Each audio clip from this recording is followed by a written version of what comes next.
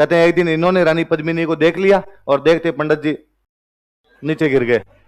रतन सिंह कहानियां और आगे कि भाई अलाउद्दीन को ऊपर बुलाया गया, अलाउद्दीन को एक जगह बिठाया गया और पद्मिनी ऊपर खड़ी थी, इधर एक शीशा लगा हुआ था, उस शीशे में पद्मिनी की तस्वीर बन रही थी, नीचे एक तालाब था, वो छाया वहां से रिफ्लेक्ट होकर तालाब में चमक रही, जनता जीने नहीं दे रही थी। आता जाता टाबर ही पीछे से आवाज लगा था, ओ टोल टैक्स है। इसका मतलब अलाउद्दीन पद्मिनी के लिए आक्रमण तो नहीं कर रहा, आक्रमण किसके लिए कर रहा है? साम्राज्य विस्तार। फिर दूसरी बड़ी बात जो मैंने अभी आपको पद्मिनी की कहानी सुनाई थी पूरी झूठी है, ऐसा इतिहास के अंदर कुछ भी बात है कि पहले कहते हो श्रीलंका की राजकुमारी है, कहां की राजकुमारी है, फिर कहते हो सुंदर है, इसकी रानी थी। अब इसके लिए भी कहा जाता है कि ये सिंहल द्वीप की राजकुमारी थी। कहां की राजकुमारी थी? सिंहल मतलब वही श्रीलंका, ये सिंहल द्वीप की राजकुमारी। ऐसी कहानी है कि रतन सिंह जी जब अपने मेवाड़ के अंदर राज कर रहे थे, एक दिन रतन सिंह जी के पास एक तोता आया। कौन आया? और उस तोते ने आकर रतन सिंह जी यहां से 7 समंदर पार जैकलिन फर्नांडिस रहती है, वो श्रीलंका की है। कहां की है जैकलिन? कहां की है? श्रीलंका। तो कहा वो रहती है और इतनी सुंदर है, इतनी सुंदर है क्या ही बताऊं आपको, और आपको उससे ब्याह कर लेना चाहिए। और रतन सिंह जी उस तोते के पीछे पीछे चले गए, रुपए टक्के ज्यादा लेके नहीं गए थे, वहां जाते रुपए पैसे खत्म हो गए, श्रीलंका की राजकुमारी दिखी नहीं उनको। तो अब क्या करे वहां पे? तो कहते वहां सन्यासी बन गए, जोगी बन गए। 7 साल तक वहां जोगी के वेश में, सन्यासी के वेश में इधर उधर घूमते रहे। 7 साल बाद एक दिन गंधर्व से इनकी नजर रतन सिंह पर पड़ी और उन्होंने कहा कि यार जेंटलमैन, तुम शक्ल सूरत से तो थोड़े रॉयल फैमिली के बंदे से लगते हो, अच्छे परिवार के लगते हो, और ऐसे इस युवा अवस्था के अंदर भरी जवानी में सन्यास धारण करने का क्या कारण है तुम्हारे? और रतन सिंह जी ने कहा साहब मेरा सन्यास का कारण आपके महलों के अंदर मौजूद है। गंधर्व सेन को इस बात का पता चला, गंधर्व सेन बेचारा बड़ा राजी हुआ। भाई श्रीलंका के राजा की क्या औकात की मेवाड़ के राजा को मना करे, और उसने अपनी बेटी पद्मिनी की शादी किसके साथ कर दी? रतन सिंह। रतन सिंह जी हंसी खुशी अपने घर वापस लौट के आ गए, अपना हंसी खुशी पद्मिनी के साथ जीवन यापन कर रहे थे। रतन सिंह के दरबार में एक पंडित जी रहते थे, जिन पंडित जी का नाम था राघव चेतन। पंडित जी का नाम क्या था? किसके दरबार में? रतन से। विद्वान व्यक्ति थे। कहते हैं एक दिन इन्होंने रानी पद्मिनी को देख लिया और देखते पंडित जी नीचे गिर गए। रतन सिंह जी को ये बात पता चली, उन्होंने कहा पंडित जी दूसरों की लुगाइयों भी थी, खोटी खोटी नीत आप, और आज के बाद दरबार में दिखे ना मैं टांगे तोड़ दूंगा, भग यहां से। पंडित जी ने कहा हो जाता है यार कई बार इसके अंदर, थप्पड़ मारूंगा, भग यहां से। और पंडित जी को दरबार से निकाल दिया। पंडित जी की बेइज्जती भी, तो बंदा कहां जाए? तो दुश्मन का दुश्मन दोस्त होता है। तो पंडित जी चले गए अलाउद्दीन खिलजी के पास। अलाउद्दीन खिलजी भी विद्वान आदमियों को तो इज्जत हर जगह हो भाई। अलाउद्दीन आ रहे पंडित जी आगे आओ, आगे सबसे आगे बैठो, पीछे कहां बैठ गए, आगे आओ और बताओ क्या हालचाल आओगे। पंडित जी ने कहा मजे हैं, तू सुना अलाउद्दीन तेरे क्या है? तो अलाउद्दीन ने कहा मेरे तो खुद के मजे हैं। पंडित जी ने कहा तू भोला है, तेरे क्या है मजे हैं? मजे रतन सिंह है। और उसने पूरी बातें बताई। उसने कहा भाई साहब पानी पिए तो दिखता है यहां से। और फिर अपनी कहानी आगती है कि इसके चक्कर के अंदर अलाउद्दीन खिलजी ने अपने चित्तौड़ पर क्या कर दिया? आक्रमण। लेकिन चित्तौड़ का किला बहुत ऊंचा था, चित्तौड़ के किले को आप तोड़ नहीं सकते थे, तो अलाउद्दीन लास्ट में हार गया बेचारा। और हार के उसने कहा कि भाई मैं एक बार पद्मिनी को केवल देखना चाहता हूं। कहानियां और आगे कि भाई अलाउद्दीन को ऊपर बुलाया गया, अलाउद्दीन को एक जगह बिठाया गया और पद्मिनी ऊपर खड़ी थी, इधर एक शीशा लगा हुआ था, उस शीशे में पद्मिनी की तस्वीर बन रही थी, नीचे एक तालाब था, वो छाया वहां से रिफ्लेक्ट होकर तालाब में चमक रही थी, और वो छाया उसको दिखाई गई, तालाब में पड़ता हुआ प्रतिबिंब, वो रिफ्लेक्शन जो था उसे दिखाया गया। कहते अलाउद्दीन ने वो प्रतिबिंब देखा और उसने कहा थैंक यू, और वो यहां से ही वापस चला गया। और कहते जब वो नीचे जा रहा था चित्तौड़ के किले से, तो रतन सिंह जी उसको सी ऑफ करने के लिए गए, और जैसे नीचे वहां पर पहुंचे, अलाउद्दीन जगीरा की तरह कमीनापन कूट कूट के भरा हुआ था उसमें, उसने रतन सिंह जी को गिरफ्तार कर लिया और उसने कहा जब तक पद्मिनी मेरे पास नहीं आएगी तब तक मैं छोड़ूंगा नहीं। पद्मिनी को ये बात पता चली, तो कहते पद्मिनी के एक भैया थे जिनका नाम था गोरा। क्या नाम था? और एक भतीजे थे जिनका नाम था बादल। भैया का नाम तो क्या था? गोरा, और भतीजे का नाम बादल। तो उन्होंने अपने भाई, और ये दोनों आपस में भी चाचा भतीजा थे, इनको बुलाया, इनको बुला के कहा कि भाई अब राखी के बंधन के फर्ज को निभाने का समय आ चुका है और हमें क्या करना चाहिए। तीनों ने मिलकर प्लानिंग की। कहते पद्मिनी जितनी सुंदर थे उतने बुद्धिमान हुआ करते। अलाउद्दीन के पास मैसेज किया कि भाई पद्मिनी राजा रतन सिंह के पास आने के लिए तैयार है, लेकिन जब रानी पद्मिनी आएगी तो उनके साथ उनकी नौकरानियां और आएगी। तो अलाउद्दीन ने कहा ओ भेजो, तो क्या है उसमें। तो कहा कि भाई पहले वो महिलाएं घर से बाहर पैदल तो जाती नहीं थी, पालकियों में बैठ बैठ के जाती। एक पालकी को उठाने के लिए कितने बंदे थे? 4। तो 4 नीचे पालकी उठाने वाले सैनिक। सारी पालकियों में महिलाएं बिठाई नहीं, सबके अंदर सैनिक। ऐसे 100-150 पालकियां तैयार की। आगे आगे पालकी के अंदर पद्मिनी बैठी। अलाउद्दीन के कैंप के पास पहुंचे, वहां जाके फिर एक मैसेज किया कि पद्मिनी अंतिम बार राजा रतन सिंह से मिलना चाहती है।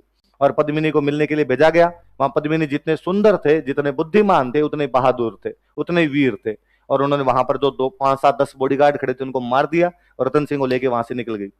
ये बात जब तक अलाउद्दीन को पता चलता कि रानी पद्मिनी खुद तो गई, वो गई साथ में किसको ले गई, और ये जब तक लड़ने के लिए तैयार होते तब तक इनका मुकाबला करने के लिए सामने तैयार कौन खड़े थे?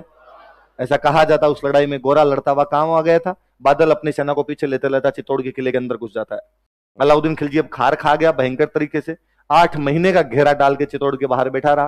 तब तक किले के अंदर का अनाज खत्म हो गया, किले के अंदर का पानी खत्म हो गया। अब और कोई तरीका नहीं था, भूख और प्यास से मरेंगे, इससे अच्छा तो क्या कर लिया जाए? साका। और कहते हैं रतन सिंह साका करते हैं, जिसमें रानी पद्मिनी जोहर कर लेती है और रतन सिंह ने क्या कर लिया था? केसरिया। ये चित्तौड़ का पहला साका था। चित्तौड़ का कौन सा साका था? 1303। कब किया गया था? 1303 ईस्वी के अंदर किया गया था। पल्ले बड़ी बात। तो पद्मिनी की सुंदरता के बारे में अलाउद्दीन को बताने वाला आदमी कौन था? बताया कि अपने राजस्थान में 2 किले सबसे महत्वपूर्ण थे, चित्तौड़ और रणथंभौर। कौन कौन से? अलाउद्दीन खिलजी 1301 में रणथंभौर जीत चुका था। स्वाभाविक रूप से उसका अगला निशाना कहां पर होगा? चित्तौड़। एक और बड़ी जोरदार चीज देखो, दिल्ली से गुजरात जाओगे तो आपको राजस्थान के अंदर से होकर जाना पड़ेगा। अलाउद्दीन खिलजी जब गुजरात पर अटैक करने के लिए जा रहा था, तब अपने यहां पे चित्तौड़ में राजा हुआ करते समर सिंह। चित्तौड़ में राजा कौन थे? रतन सिंह के पिताजी। तो रतन सिंह से ठीक पहले अपने राजा कौन थे? समर सिंह। ये समर सिंह वही है जिनको रणथंभौर वाला हमीर हरा के जाता है। हमने पढ़ा था रणथंभौर के हमीर ने मेवाड़ के समर सिंह, आबू के प्रताप सिंह, धार के भोज परमार सेंगड़ और भीमरस के अर्जुन को राया। पढ़ा था? ये समर सिंह वही है हमीर जिनको हरा के गया था, पर शक्तिशाली आदमी थे। ठीक है, हमीर से लड़ाई हुई, उसमें हार गए होंगे। अलाउद्दीन खिलजी जब गुजरात जा रहा था, तो आपको गुजरात जाना तो मेवाड़ के अंदर से होके जाना पड़ेगा। मेवाड़ के अंदर से होके जाना पड़ेगा, तो उसने समर सिंह से परमिशन मांगी। भाई किसी के घर के अंदर से होके जाओगे परमिशन लेनी पड़ेगी कि सर क्या मैं आपके मेवाड़ से होकर गुजर सकता हूं? उनका क्यों, कैसे गुजर सकता है तू? तो कि सर मैं तो गुजरात जा रहा था और आपको कुछ नुकसान नहीं पहुंचा। उसने कहा नुकसान पहुंचा है नहीं पहुंचा है, हमारे घर के अंदर से कैसे जा सकता है? सब क्या तरीका हो सकता है? तो का टोल टैक्स लगेगा। क्या लगेगा? टोल टैक्स होता है, रास्ते से जाने पर आपको टैक्स देना पड़ता है। अलाउद्दीन ने कहा स्टाफ, भाई मैं राजा आप राजा, थोड़ा स्टाफ तो चलता ही है। ना ना कोई स्टाफ नहीं। अलाउद्दीन ने कहा तुम मेरे से टैक्स ले तो रहे हो, पर आते टाइम मैं तुम्हें मारूंगा। तब का तब देखेंगे, एक बार टैक्स दे के जाओ। तो जब ये यहां से जा रहे थे तब समर सिंह ने क्या ले लिया था? अब बेचारा अलाउद्दीन तो इस बात को भूल भाल जाता है, यार दे दिया तो दे दिया, क्या फर्क पड़ता है, अब होगी तो होगी बात। पर जनता जीने नहीं देती। अलाउद्दीन तो बेचारा चुपचाप गुजरात को जीत के, लूट के, धन धुन बांट बूंट के अपना यहां से वापस चला गया दिल्ली। और इस बात को भूल गया कि ठीक है यार जो हुआ हुआ, बाद का बाद में देखेंगे कोई। लेकिन अब दिल्ली में अलाउद्दीन कभी अपने दरबार में, भरे दरबार के अंदर बोले कि मैं हिंदुस्तान का सुल्तान हूं और हिंदुस्तान के सारे राजा मेरे से डरते हैं, मैं जाता हूं लोगों की गिग्गी बन जाती है। तो आगे जो 2-4 मंत्री बैठे रहते वो एक दूसरे के कोनिया मार मार के हंसते, देख कैसी कैसी बातें कर रहा है। अलाउद्दीन की किस बात की हंसी आ रही है, क्यों हंस रहे हो? कि नहीं सर वो कोई पुरानी बात याद आ गई थी। कौन सी बात? नहीं नहीं हमारी कोई बात थी। नहीं बतानी पड़ेगी तुम्हें कौन सी बात है। इतने को एक आधा देर से बोले सर वो टैक्स होता ना, टोल टैक्स। तो आपने अलाउद्दीन के लिए नाक का सवाल बन गया था कि चित्तौड़ पर आक्रमण करे, और ना जनता जीने नहीं दे रही थी। आता जाता टाबर ही पीछे से आवाज लगा था, ओ टोल टैक्स है। तो अलाउद्दीन को लग रहा था यार पंग। हर देश अपने पड़ोसियों को कमजोर बना के रखना चाहता है, हर देश अपने पड़ोसियों को नियंत्रित करके रखना चाहता है। अलाउद्दीन इस बात को कैसे सहन कर पाएगा कि मेवाड़ इतना शक्तिशाली हो जाएगी, दिल्ली से टैक्स ले ले। तो अलाउद्दीन मेवाड़ की बढ़ती हुई शक्तियों को नियंत्रित करना चाहिए, कारण है ना, कि कोई भी राजा किसी पर आक्रमण करता है इसका मतलब अपना साम्राज्य का विस्तार। और अलाउद्दीन खिलजी तो यार वो राजा था, मैंने कई बार बताया, इसने साउथ में भी अटैक कर दिए। तो साउथ में अटैक करेगा और नॉर्थ को तो जीत के जाएगा। और नॉर्थ के सबसे बड़े किले राजस्थान में तो अपने कौन से थे? रणथंभौर और चित्तौड़। और अगले ने जब रणथंभौर जीत लिया तो स्वाभाविक रूप से अगला अटैक कहां पर करेगा? चित्तौड़। फिर बात है भाई चित्तौड़ में ऐसा क्या है? तो चित्तौड़ का किला सामरिक महत्व रखता है और चित्तौड़ के किले पे कंट्रोल करके आप दिल्ली से मालवा, दिल्ली से गुजरात वाला जो ट्रेड रूट है उस पर क्या कर सकते हो? कंट्रोल। फिर दो बात, समर सिंह टैक्स ले लेता है, जैतर सिंह इल्तुतमिश को हरा के भगाता है, इसका मतलब चित्तौड़ की शक्तियां बढ़ रही है। तो कोई आदमी कभी नहीं चाहेगा कि पड़ोसी शक्तिशाली हो जाए। है बात समझ में? मुख्य मुख्य कारण तो ये है। और भारत में क्या, लोगों को हिस्ट्री नहीं पढ़नी होती, भारत में लोगों को मजे लेने होते हैं। तो फिर लोगों को लगता है असली कारण तो बताया नहीं। जैसे ये अभी कह रहे हैं सर पद्मिनी क्यों नहीं आई, लिख छठा कारण लिख, पद्मिनी की सुंदरता, वरना तेरा पेड़ दुखेगा शाम को। पद्मिनी की सुंदरता, ब्यूटी ऑफ पद्मिनी।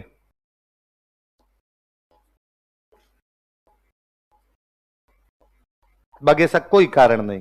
क्यों कारण नहीं, मैं दो दो तरीके बताता हूं। एक तो यदि हम कहें कि अलाउद्दीन ने पद्मिनी के लिए आक्रमण किया था, यदि इस बात को माना जाए, फिर कोई कहेगा यार अलाउद्दीन ने जालोर पर अटैक क्यों किया, सिवाना पर अटैक क्यों किया, रणथंबोर पर अटैक क्यों किया और साउथ इंडिया पर अटैक क्यों किया, वहां तो पद्मिनियां नहीं थी। इसका मतलब अलाउद्दीन पद्मिनी के लिए आक्रमण तो नहीं कर रहा, आक्रमण किसके लिए कर रहा है, साम्राज्य विस्तार। फिर दूसरी बड़ी बात, जो मैंने अभी आपको पद्मिनी की कहानी सुनाई थी पूरी झूठी है, ऐसा इतिहास के अंदर कुछ भी नहीं हुआ था। अब पर मैं वो कहानी नहीं सुनाऊं तो स्टूडेंट को लगता है कि मास्टर जी को आ ही नहीं रहा, कुछ असली मुद्दे की बात भी तो आ ही नहीं रहे। पर कोई थोड़ा सा बच्चा दिमाग लगाने वाला हो, इस बात का तो दिमाग लगाए कि तोते कब बोलते हैं रे।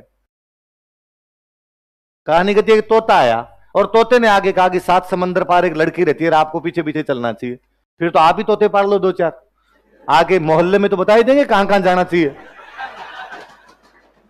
आपको ही थोड़े रूट सही हो जाएंगे, थोड़े से फालतू वेस्ट नहीं करना पड़े टाइम इधर उधर।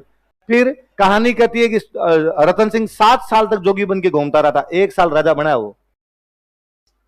उसका राजा के रूप में कार्यकाल ही कितना है, 1 साल। और फिर मुझे सबसे बड़ी हंसी तो उस बात पर आती है कि कितनी कॉन्ट्राडिक्टरी बात है कि पहले कहते हो श्रीलंका की राजकुमारी है, कहां की राजकुमारी है, फिर कहते हो सुंदर है। मतलब यार कहां से लाए यार तुम, हमने श्रीलंका क्रिकेट टीम देखी नहीं, और मुथैया मुरलीधरन के हाथ के दिए बोरिए नहीं भाई यार, तुम ठीक लाते हो। तो फिर यार बोली चाली नहीं, उनके साथ कोई लेना देना नहीं, आपने एक शब्द पकड़ा सिंहल और पकड़ के आप सीधे कहां पर पहुंच गए, श्रीलंका। ऐसा कुछ भी नहीं हुआ था। पद्मिनी वाली पूरी की पूरी कहानी झूठी है। कांच थान, कांच के अंदर फोटो थी।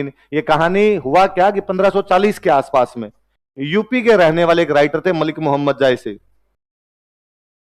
कहां के रहने वाले, यूपी के रहने वाले एक राइटर थे जिनका नाम क्या था, और इन्होंने एक बुक लिखी पद्मावत।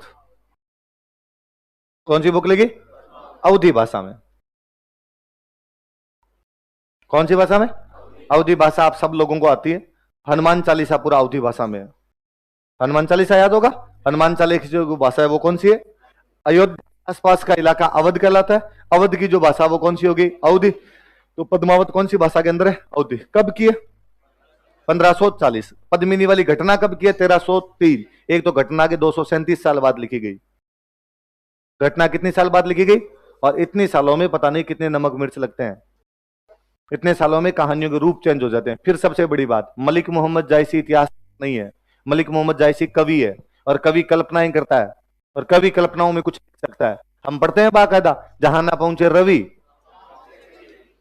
तो यदि किसी कवि ने कविता के अंदर लिख रखा है कि लड़की की चाल हिरणी जैसी है, तो लड़की हिरणी की तरह थोड़ी चलती है। कुलान से मार मार के कौन कौन लड़कियां चलती है, पर कवि की कल्पना और अपने उसके अंदर भी राजी होते हैं, बस इतना ही है, और इसका कुछ ही मतलब नहीं है। तो पद्मिनी वाला पूरा प्लॉट ही झूठा है।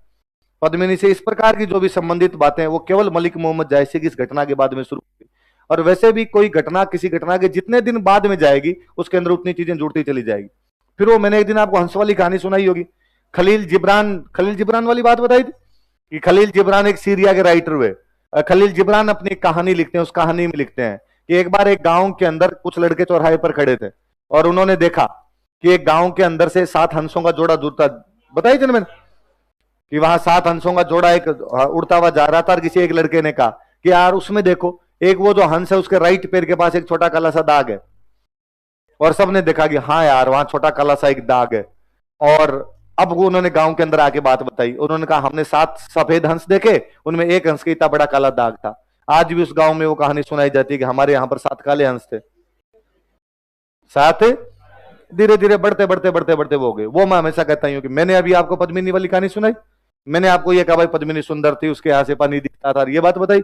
आप घर पे जाके जब अपने रूममेट को सुनाते हो तो मेरे से 2 लगा के सुनाते हो, 2 नमक मिर्च अपनी तरफ से लगाते हो, और आप कहते हो भाई साहब हो पूछ मत तू। अरे मैं बता ही नहीं सकता, वर्णन नहीं कर सकता, मैंने ऐसी कोई बातें नहीं बताई, पर आप बता दोगे, आपका फ्रेंड आगे जाके और अपने तरफ से इस्तेमाल करता होगा भाई साहब इससे पहले ना तो कभी कभी ऐसी सुंदरी हुई थी, ना कभी ऐसी होगी। अच्छा, सबसे बड़ी बात है हमारे इतिहासकारों ने पद्मावत के अलावा बाकी किसी सोर्स को चेक भी नहीं किया। हमारे यदि सोर्स को थोड़े बहुत भी चेक कर लिए जाते तो कहानी थोड़ी बहुत फिर भी ढंग की हो जाती। हमारे राजस्थान के सोर्स ये कहते हैं कि पद्मिनी पुगल की राजकुमारी थी। कहां की राजकुमारी थी? बीकानेर के अंदर एक जगह पड़ती है पुगल, कि वो पुगल की राजकुमारी थी। ये पुगल शब्द पद्मावत के अंदर आते आते उसने बना दिया सिंगल। अब पुगल पुगल पुगल करते करते वहां तक उसके बाद सिंगल पहुंचा होगा यार कोई, और उसने सिंगल को अपने इतिहासकारों ने बना लिया सिंहल। बाकी उसने बेचारे ने ऐसा कुछ ही नहीं लिखा कि श्रीलंका की थी, अपने वाला उनका सिंगल लिखा है, इसका मतलब क्या होगा? सिंहल, और सिंहल है इसका मतलब क्या होगा? बाकी पुगल के लिए अपने राजस्थान के सोर्स खूब सारे कहते हैं कि पद्मिनी पुगल की राजकुमारी हुआ करती। अपने खूब सारे दोहे हैं कि पुगल गडरी पद्मणी तू रानी सिरमोड़, जैसलमेर जलम लियोन परणी गढ़ चितौड़। कि ये पुगल की पद्मिनी तू सभी रानियों में सिरमौर है, जैसलमेर रियासत में तेरा जन्म हुआ और चित्तौड़ रियासत में तेरी शादी हुई। तब पुगल जैसलमेर रियासत के अंतर्गत आया करता था। जैसलमेर के राजा का एक भाई था पुण्यपाल सिंह भाटी, वो पुगल जाके माइग्रेट हो गया था, उसकी बेटी थी पद्मिनी। आज भी पश्चिमी राजस्थान के अंदर यदि कोई लड़का ज्यादा नखरे करे, वैसे शादी नहीं करूंगा, लंबी नहीं है, पतली नहीं, तो घर वाले कह देते हैं क्या ठीक है, देख लेंगे कौन से पुगल की पद्मणी आएगी। आज भी पद्मणियों को तो कहां की माना जाता है? पुगल की माना जाता है। तो कहानी फिर भी थोड़ी बहुत सच्ची लगती। अब तो मैंने जो भी पूरी कहानी सुनाई थी पूरी पूरी झूठी है, ऐसा बीच के अंदर कुछ भी नहीं हुआ था। इसलिए ये कारण लिखो तो सबसे लास्ट में लिखना, नहीं भी लिखोगे तो भी चलेगा। ऐसा अलाउद्दीन खिलजी के आक्रमण के पीछे कोई भी कारण नहीं था, पर फिर भी आपका जीव मुझे पता है मानेगा नहीं, तो लास्ट में अटका देना कि रानी पद्मिनी की सुंदरता। पर स्टूडेंट ये नहीं करता। स्टूडेंट क्या करता है? क्वेश्चन आता है अलाउद्दीन खिलजी के 1303 के चित्तौड़ आक्रमण के कारण बताइए, स्टूडेंट ब्लैंक हो जाता है, बाकी वाले कारण उसके याद ही नहीं आते, उसके एक ही याद रहती। और फिर वो लिखते हैं रतन सिंह की रानी पद्मिनी अत्यधिक सुंदर राजकुमारी थी, अत्यधिक सुंदर रानी थी, और सुंदर रानियों के लिए तो अटैक किया ही जा सकता है, इसलिए अलाउद्दीन ने अटैक कर दिया था। तो बात को भगवान जाने कहां की कहां घुमा। वास्तव में अलाउद्दीन घेरा डालता है, घेरा डालने के बाद चित्तौड़ वाले अपना किला बंद करके अंदर बैठ जाते हैं। 8 महीने के घेरे के बाद अंदर का पानी और जो अनाज था वो क्या हो जाता है? समाप्त हो जाता है। तो ये साका करते हैं, पद्मिनी जौहर कर लेती है, गोरा बदल रतन सिंह ये साके के अंदर लड़ते हुए मारे जाते हैं। अलाउद्दीन यहां पर कब्जा कर लेता है, और अलाउद्दीन पे गुस्से में था, 8 महीने तक बाहर बैठा रहा, वो अंदर गुस्से में था। जैसे वो अंदर घुसा, अंदर किले में निर्दोष पब्लिक बैठी थी। चित्तौड़ का किला बड़ा विशाल काय किला है, कहते हैं चित्तौड़ के किले में 30,000 लोग अंदर रखे जा सकते थे। कितने लोग रखे जा सकते थे? अब वो अंदर घुसा, उसके बहुत नुकसान हुआ। चित्तौड़ के मुट्ठी भर सैनिकों ने अलाउद्दीन की आधी से ज्यादा सेना काट के रख दी थी, और उसे गुस्सा आया कि यार एक तो 8 महीने से बाहर बिठा रखा था, और बाद में अपने अंदर आने के लिए भी इतना युद्ध करना पड़ा, इतने सारे सैनिक मरवाने पड़ गए। उन्हें चित्तौड़ में जो भी निर्दोष पब्लिक बैठी थी उन सबको मार दिया। उन्हें 30,000 लोग कटवाए थे। कितने लोग कटवाए थे? और बाकायदा यूं गर्दनें काट काट के मीनारें बनवाई थी, और किताबों में लिखवाया है साहब हमने कितने लोग काटे यहाँ पर आके? 30,000 लोग। हम पढ़ते हैं कि जैसे उसने रणथंभौर उलूग खान को दे दिया था, सिवाना उसने किसको दे दिया था? कमालुद्दीन गुर्ग। वो चित्तौड़ अपने बेटे को देता है, खिजर खान। किसको देता? ये भी बताता अपने आप में कि चित्तौड़ की इंपॉर्टेंस ज्यादा है, तो उसने चित्तौड़ किसको दे दिया? अपने बेटे। तथा चित्तौड़ का नाम बदलकर खिजराबाद रख दिया। तथा चित्तौड़ का नाम बदलकर खिजराबाद रख दिया। नाम बदलकर क्या रख दिया? चित्तौड़ के किले में एक दरगाह बनी हुई थी, दाहिबी पीर की दरगाह। कौन सी दरगाह? पीर, पीर तो समझते हो, हिंदुओं में जो देवता, मुसलमानों में वही क्या हो जाता है? पीर। तो कोई पीर बाबा थे, और उन पीर बाबा की दरगाह बनी हुई थी चित्तौड़ के किले के अंदर। ये जो दाहिबी पीर वाली दरगाह है, इस दरगाह का हमें एक अभिलेख मिलता है। दरगाह क्या मिलता है? उस अभिलेख में चित्तौड़ का नाम खिजराबाद है। तो कोई अपने से पूछे कि भाई चित्तौड़ का नाम खिजराबाद आपको कौन से अभिलेख में क्या मिलता है? तो कौन से अभिलेख में? दाहिबी पीर की दरगाह। कब का अभिलेख है? 1300 सन पे ध्यान देना थोड़ा, कब का? इसका मतलब 1325 तक तो इसका नाम क्या मिल रहा है अपने को? खिजराबाद। क्यों? कब्जा तो कब कर लिया उन्होंने? 1303, पर 1325 तक नाम क्यों है? अब खिजर खान जब यहां पे था तो चित्तौड़ के किले के पास एक नदी निकलती है, गंभीरी। कौन सी नदी है? तो उसने गंभीरी नदी पर पुल बनवाया था, लिख लो। खिजर खान ने गंभीरी नदी पर पुल का निर्माण करवाया। मकबरे के बाहर भी उसने क्या लगाया? अभिलेख। तो अभिलेख में क्या लिखवाते राजा? ये लिखवाते भाई मैंने बनाया।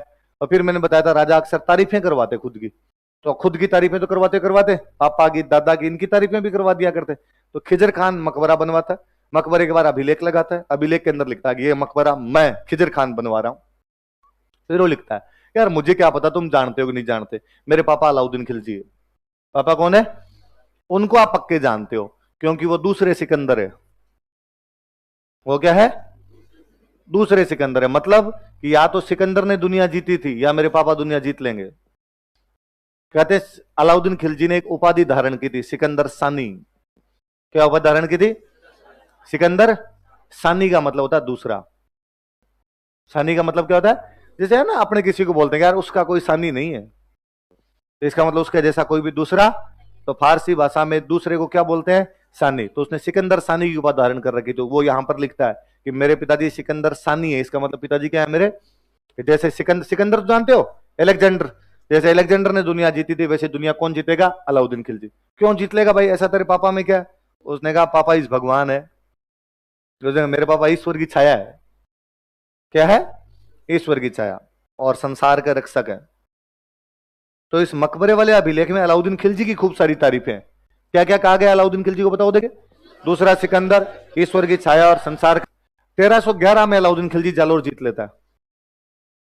11 में अलाउद्दीन क्या जीत लेता है? कानड़देव सोनगरा और वीरमदेव सोनगरा साके में लड़ते हुए मारे जाते हैं। कानड़देव सोनगरा का एक छोटा भाई अलाउद्दीन गिरफ्तार कर लेता है, मालदेव सोनगरा। किसको गिरफ्तार कर लेता है? मालदेव सोनगरा जिंदा पकड़ लिया गया, गिरफ्तार कर लिया गया, इसने सरेंडर कर दिया। सरेंडर कर दिया तो अलाउद्दीन खिलजी इसको दिल्ली ले गया अपने साथ। अब मालदेव सोनगरा कहां पर चला गया? दिल्ली। इधर आपके खिजर खान को चित्तौड़ में रहते रहते 7-8 साल हो गए।